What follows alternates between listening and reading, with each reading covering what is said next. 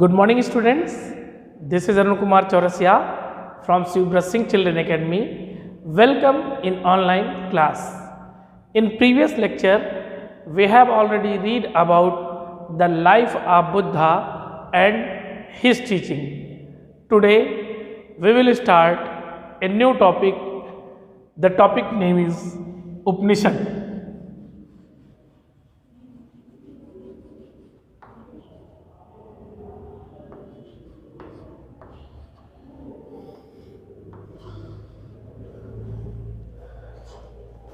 Around the time that the Buddha was preaching and perhaps a little earlier, other thinker also tried to find answer of some difficult question.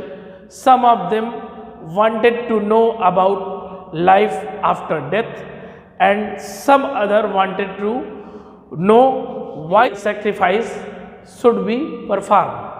मतलब लगभग बुद्ध के उपदेश के समय या उससे शायद कुछ समय पहले जो अन्य विचारक थे वह कुछ कठिन प्रश्नों के उत्तर ढूंढने का कार्य कर रहे थे। इनमें से कुछ यह जानना चाहते थे कि मृत्यु के बाद जो है आदमी का जीवन कैसा होता है, और कुछ यह भी जानने का प्रयास कर रहे थे कि जो यज्ञ होता है उसको क्यों किया जाता है। Many of these thinkers felt that there were something permanent in the universe that would last after the death. मतलब बहुत से विचारक इसके बाद यह महसूस करते थे या यह सोचते थे कि कुछ ऐसा जरूर निश्चित ही स्थायी रूप से मनुष्य के शरीर में है जो मृत्यु के बाद खत्म हो जाता है। They describe this as the atma और इंडिविजुअल सोल। इन्होंने इसको जो है डिस्क्राइब किया आत्मा या इंडिविजुअल सोल के रूप में।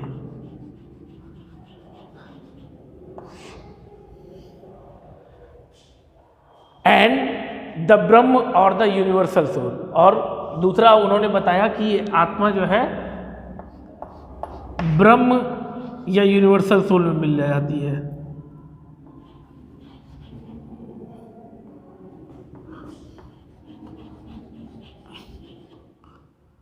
ब्रह्म या इसको बोलते हैं यूनिवर्सल सोल।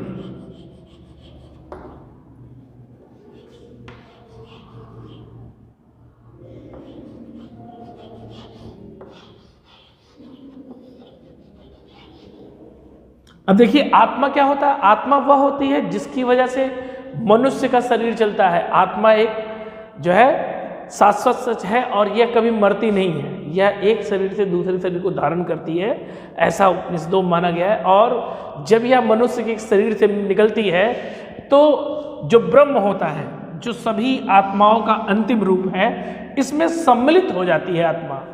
ठीक है, इट मीन्स जो थिंकर थे they believe that ultimate both the आत्मा and ब्रह्म were one। मतलब वो बाद में ये विश्वास करते थे ये जो आत्मा मनुष्य के शरीर से निकलती थी ये ब्रह्म, जो कि सभी आत्माओं के लिए अंतिम स्थल था, वहां जाकर मिल जाती थी। तो इस तरह से आत्मा और ब्रह्म दोनों मिलकर एक हो जाते थे। ठीक है। Many of these ideas were recorded in the Upanishad। इस तरह के बहुत से जो विचार हैं ये किसमें रिकॉर्ड है? ये रिकॉर्ड है उपनिषद। देन उपनिषद क्या है? The Upanishad was a religious text which were part of the later Vedic text। जो उपनिषद था ये हिंदुओं का एक प्रमुख रिलीजियस टेक्स्ट था। क्या था? रिलीजियस टेक्स्ट था जो कि लेटर वैदिक पीरियड में जो है बनाया गया। ठीक है, और इसमें बताया गया किसके बारे में? आत्मा और ब्रह्म के बारे में। They are writing of spiritual leaders. ये जो उपनिषद लिखे गए हैं, ये लिखे गए हैं स्पिरिचुअल लीडर द्वारा।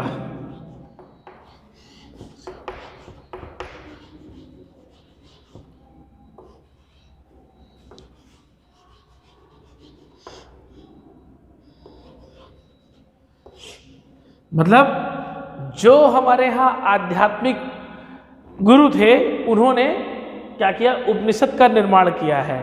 The term Upanishad means approaching and sitting near. The term Upanishad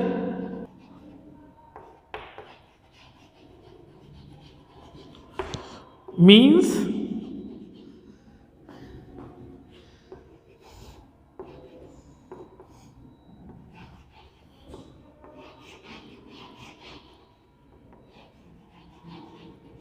approaching and sitting near।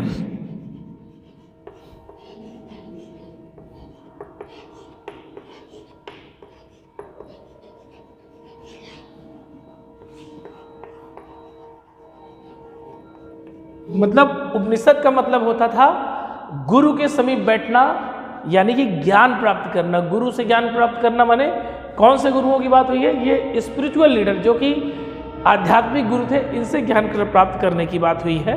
और the text contain conversation between teachers and student. इसमें उपनिषद में क्या शामिल है, उपनिषद में शामिल है conversation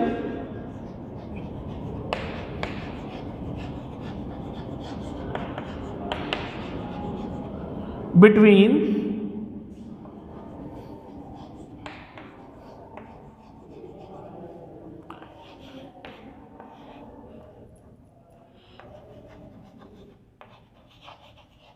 teacher and students.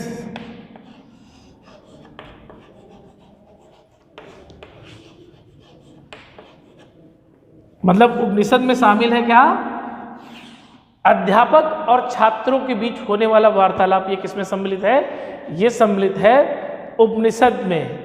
And some students often idea were presented through simple dialogues. और इसमें जो है क्या, जो कुछ विद्यार्थी थे वो अपना प्रायः विचार व्यक्त करते थे एक सिंपल संवाद, एक सीधे संवाद के रूप में। किसमें प्रस्तुत करते थे, उपनिषद में। मतलब वो इसमें गुरु और शिष्य के बीच एक संवाद होता था, और अंत में जब गुरु की बातों को सुनने के बाद जो निष्कर्ष के रूप में छात्र अपने मन से उद्गार निकालते थे, उसको भी इसमें जो है सम्मिलित किया जाता था। या जो निष्कर्ष के रूप में छात्र जो परिणाम निकालते थे, या उनके विचारों को सुनने के बाद उनके मन में जो कुछ बात आती थी, उसको जो है वो इसमें लिखते थे। Then most historian and scholars believe that there were 108 Upanishad. मोस्ट of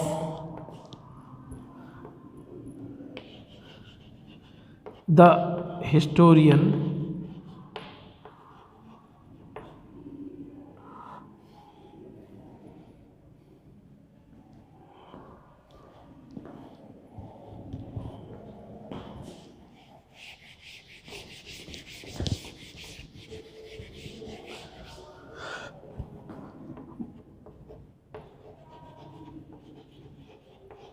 believed that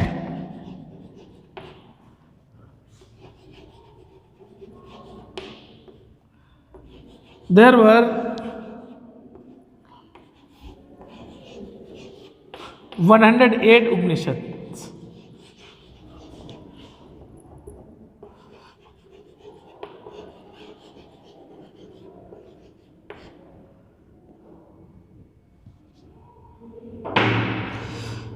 ज़्यादातर जो इतिहासकार और जो थिंकर थे वो ये मानते थे कि कुल मिला के 108 उपनिषद हैं।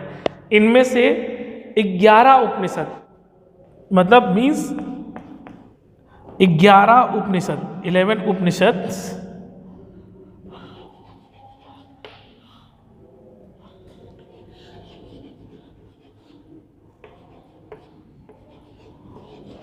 were most important.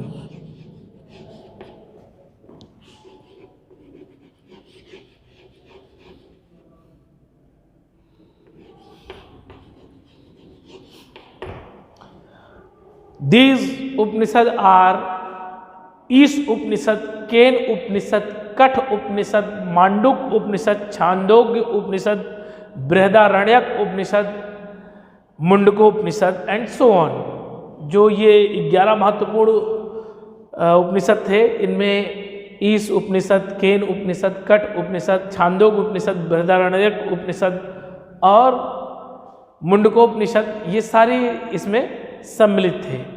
Then the Upanishad are more spiritual and philosophical than the Vedas. जो हमारे उपनिषद हैं, ये जो है वेदों से ज़्यादा दार्शनिक और आध्यात्मिक थे। मतलब कि जो ये ग्रंथ थे, इसमें वेदों से ज़्यादा दर्शन और आध्यात्म देखने को मिलता है। मतलब जैसे इसमें आध्यात्म के बारे में क्या क्या था, गुरु और शिष्य द्वारा निकाले गए समस्त परिणाम इसमें सम्मिलित थे। इसके अलावा गुरुओं द्वारा मृत्यु के बाद जो जीवन होता है उसमें उसका वर्णन था, जैसे कि आत्मा और ब्रह्म का, और शिष्यों द्वारा प्रस्तुत संवाद भी इस उपनिषद में सम्मिलित किया गया। और इसमें गुरु ने बताया किस तरह से हमारी जो शारीरिक आत्मा है, ये जाके मुख्य आत्मा, जिसको यूनिवर्सल सोल कहते हैं, उसमें जाकर मिल जाती है। ठीक है। और the Upanishad they emphasize on the reward of labour, generosity, compassion and bravery among people. और ये जो उपनिषद थे, व्यक्ति के जीवन में मेहनत, उदारता, दया और साहस से मिलने वाले प्रतिफल के ऊपर जोर देते थे। मतलब जो उनको रिवार्ड मिलता था, जैसे इसमें बहुत सी ऐसी कहानियां हैं जिसमें बताया जाता था कि आदमी जब परिश्रम करता था तो उसको एक अच्छा फल प्राप्त होता था। इससे व्यक्ति के जीवन में उसको यह प्रेरणा मिलती थी कि हमें भी परिश्रम करना चाहिए। दया और उदारता के बहुत से उदाहरण इसमें दिए गए हैं, जिसमें बताया गया है कि दया और उदारता ये मानव के नैसर्गिक गुण हैं और इन गुणों के आधार पर मनुष्य जो है अपने जीवन को चलाता है और ज़्यादा अच्छे ढंग से जी सकता है।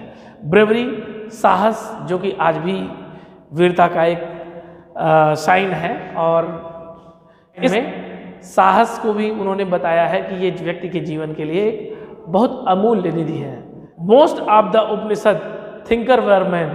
ज़्यादातर इन उपनिषदों में जो थिंकर है या विचारक है, वो क्या है, वो आदमी है। Many of these thinker were Brahmin and kings. इनमें से बहुत से जो थिंकर हैं जिन्होंने उपनिषद के बारे में सोचा, ये ब्राह्मण हैं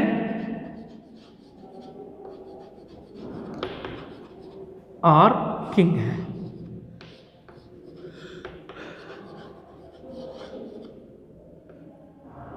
मतलब ये जो उपनिषद है, इसमें ज़्यादातर व्यक्ति आदमी लोग हैं और सबसे ज़्यादा इसमें कौन सम्मिलित है, ब्राह्मण और किंग। इसमें सबसे ज़्यादा जो विचार दिए गए हैं वो ब्राह्मण माने जो ब्राह्मण थे और जो है राजाओं के विचार दिए गए हैं।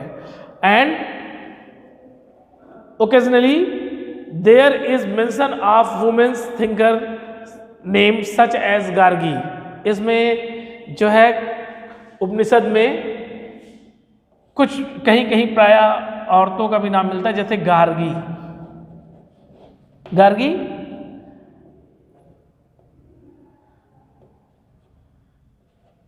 Gargi was a spiritual intelligent thinker, और ये एक बहुत आध्यात्मिक रूप से बहुत ही मजबूत विचारक थी, जिन्होंने डिबेट में इन कोर्ट, मतलब एक कोर्ट की डिबेट में याज्ञवल्क, जो कि एक बहुत बड़े सैक्स, बहुत बड़े संत थे, उसको डिबेट करके उनको हरा दिया। या गार्गी ने याज्ञवल्क को शास्त्रार्थ में पराजित कर दिया। उस समय के महत्वपूर्ण थिंकर में गार्गी सम्मिलित है। ज़्यादातर तो उपनिषदों किसने लिखा है, आदमियों ने लिखा है, और उसमें भी सबसे ज़्यादा कौन सम्मिलित है, ब्राह्मण और राजा। और फिर भी कहीं कहीं पर कुछ स्त्रियों का वर्णन मिलता है, जैसे गार्गी उपनिषद में गार्गी और याज्ञवल्क्य के बीच जो संवाद होता है उसका वर्णन मिलता है, और उसमें बताया जाता है कि गार्गी ने शास्त्रार्थ में याज्ञवल्क्य को हरा दिया। तो इस तरह से उपनिषद में पुरुषों के साथ साथ बहुत सी महिलाओं का भी वर्णन मिलता है। There were also poor people such as Satyakama Jabala. अब इसमें कुछ बेटा जो थे उपनिषद में कुछ गरीब लोगों का भी वर्णन मिलता है, जैसे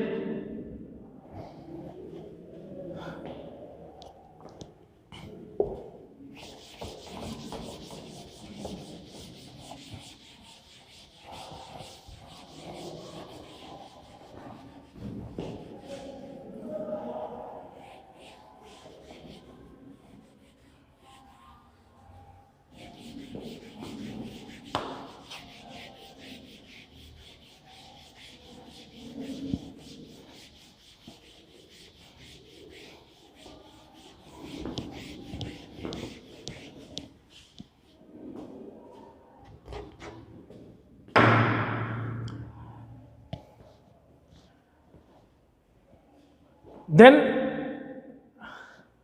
there were also poor people such as Satyakam Jabala, means a person name is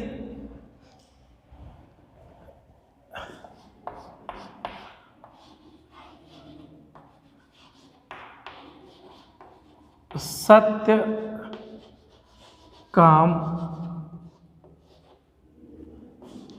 Jabala,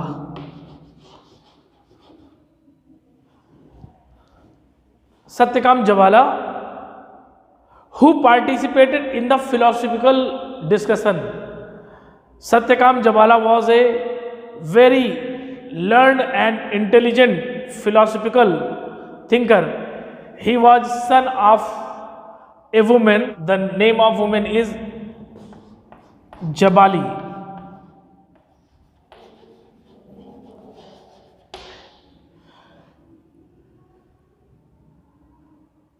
Jabali was a woman of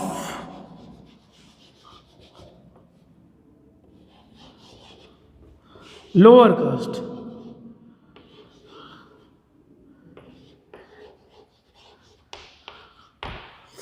And Satyakam Jabala was accepted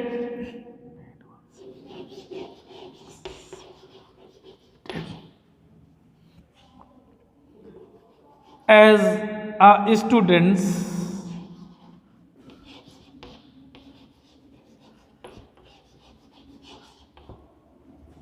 by Sachs Gautam.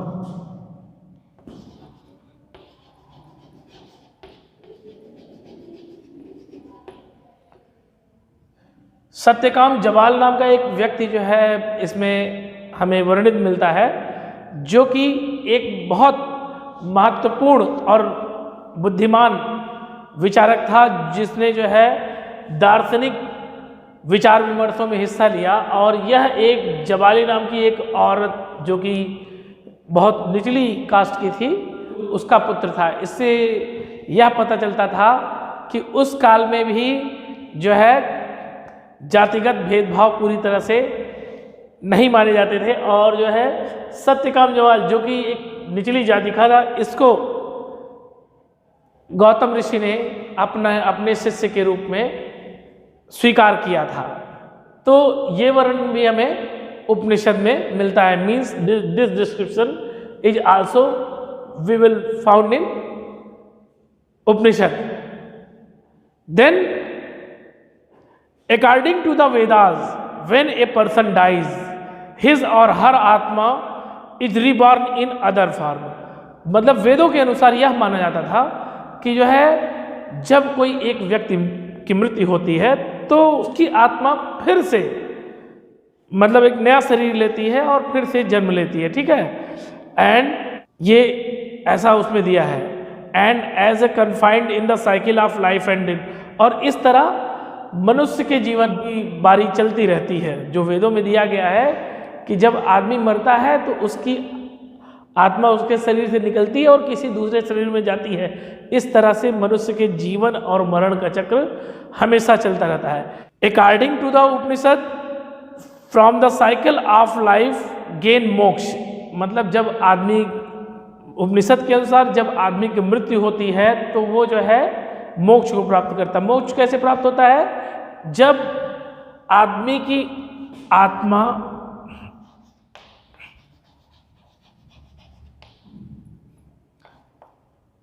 ब्रह्म में जाकर मिल जाती है।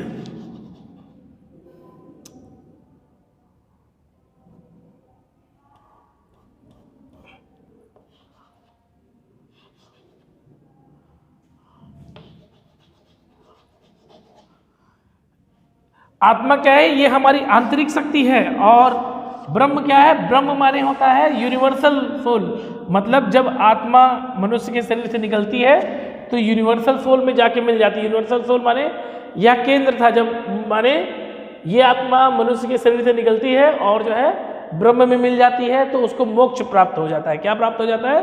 मोक्ष।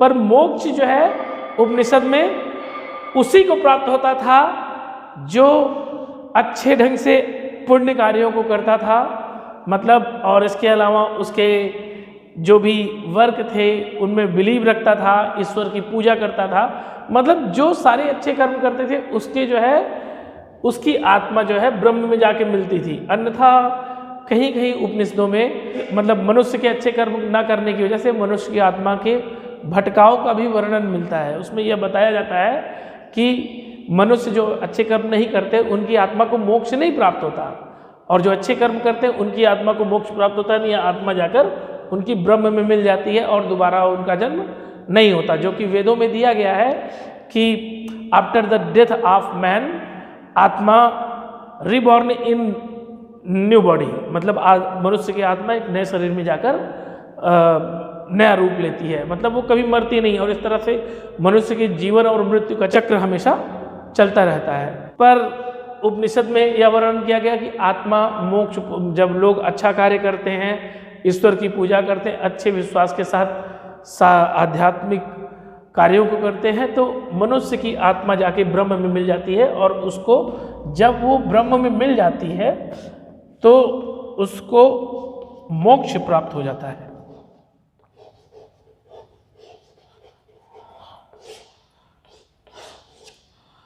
Then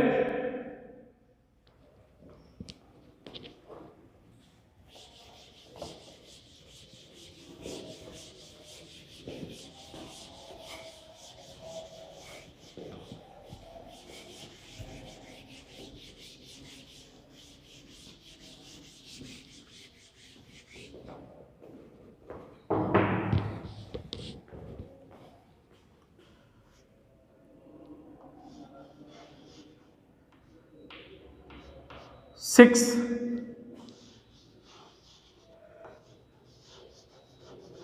school of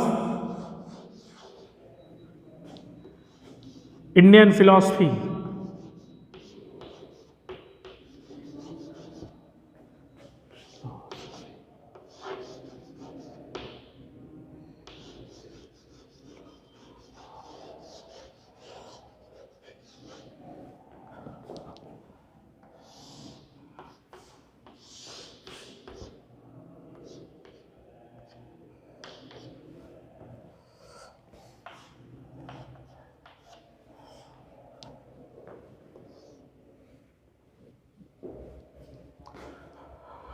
Over centuries, Indian intellectual exploration of truth has come to be represented by 6 system of philosophy।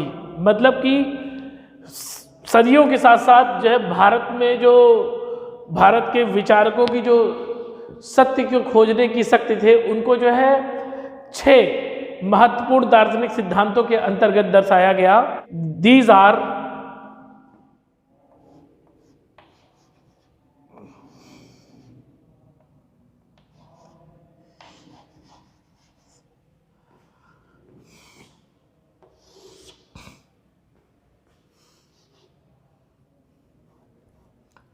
First Vaisheshika, second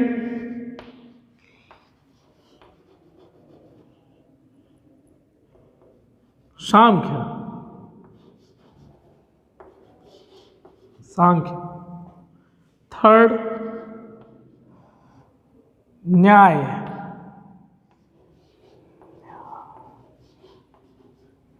fourth Yoga, fifth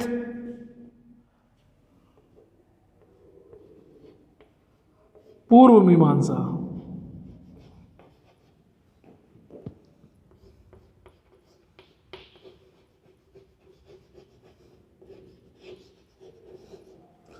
six उत्तर मीमांसा।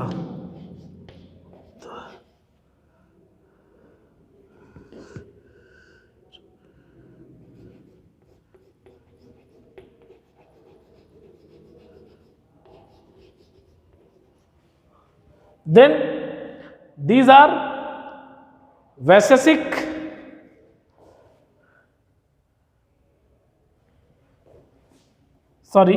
in Vaisheshik SE, Vaisheshik, सांख्य, न्याय, योग, पूर्व मीमांसा and उत्तर मीमांसा. These book of philosophy were written by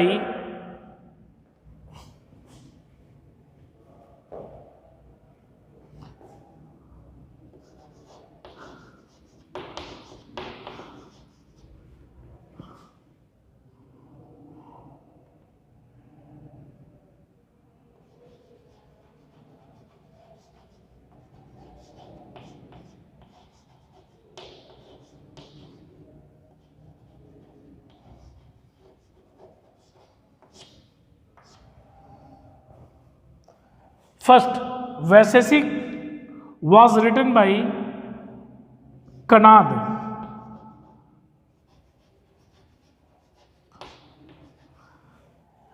सांख्य दर्शन और Sankhya philosophy is written by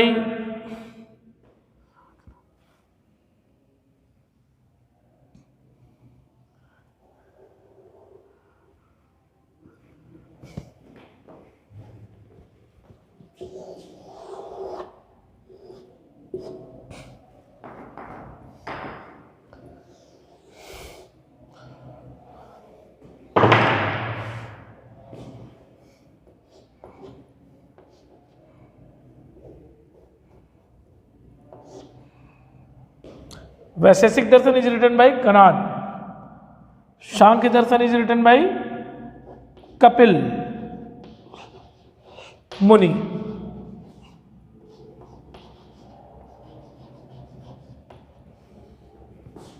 न्याय Darshan is written by Gautam सैक्स Gautam. Then Yog Darshan is written by, we have already know about Patanjali.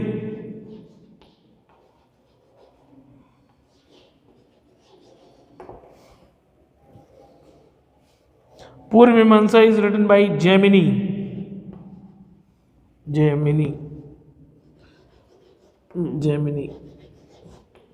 Uttar Mimamsa is written by Vyas. So these 6 Indian philosophical books are written by, first Vaisheshik is written by Kanad, Sankhya written by Kapil Muni, Nyaya written by Sachs Gautam, Yoga is written by Maharshi Patanjali, Purva Mimamsa is written by Maharshi Jaimini, and Uttar Mimamsa is written by Vyas. So these all are related to the 6 Indian philosophy. So this is all about Upanishad and 6 school of Indian philosophy. We will meet in next time with next lecture. Thank you.